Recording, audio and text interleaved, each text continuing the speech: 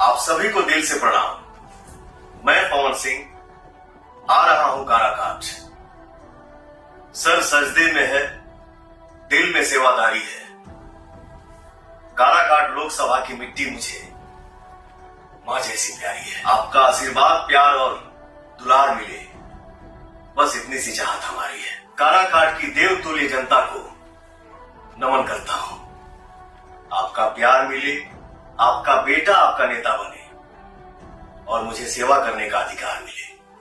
जय हिंद, जय बिहार, जय काराकाट की जनता। प्रणाम।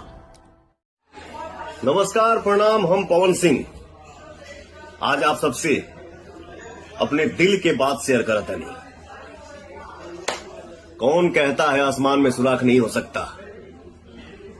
एक पत्थर तो तबीयत से उछालो यारो। हमारे बड़े भैया से बिहार के उद्योग मंत्री पद की जिम्मेदारी को संभाले हैं, तब से बिहार में उद्योग की एक अलग ही चर्चा है।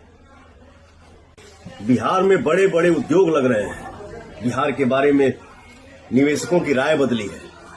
तो मेरी पूरी शुभकामनाएं भैया।